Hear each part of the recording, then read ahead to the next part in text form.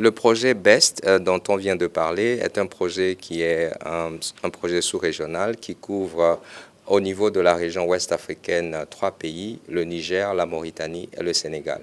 Il y a en tout 2000 localités qui doivent être électrifiées à travers ce programme et il y a essentiellement 1000 localités, soit la moitié, qui sont au Sénégal. Comme le directeur général de la Sénélec vient de le mentionner, les contrats ont été signés et il faut maintenant passer à la mise en œuvre accélérée de ce programme parce que vous savez tous que dans la sous-région, on est en train de faire tout ce qui est possible pour pouvoir électrifier le maximum de localités et connecter le maximum de personnes d'ici 2030.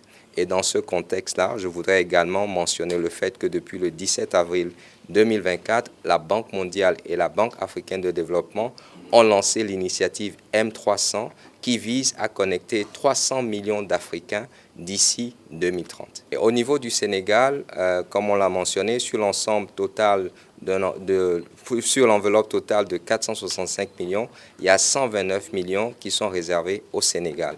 Mais je voudrais dire que ce n'est pas seulement le seul programme qui finance l'accès au Sénégal. En plus de ces 129 millions, il y a aussi le projet PADAES dont vous avez dû entendre parler, qui finance à hauteur de 150 millions l'électrification au Sénégal. À ce stade-ci, puisque le projet BEST a été approuvé en juin 2021, on est satisfait de ce que les contrats ont finalement été signés, que les entreprises ont été mobilisées et que dans quelques jours, donc c'est-à-dire le jeudi, il y aura un lancement officiel dans la ville de Sédhiou-Kolda. Donc pour nous, c'est déjà une avancée, mais ce qu'on voudrait surtout, c'est une accélération de cette mise en œuvre du projet pour que d'ici 2027, on finisse avec cette première phase.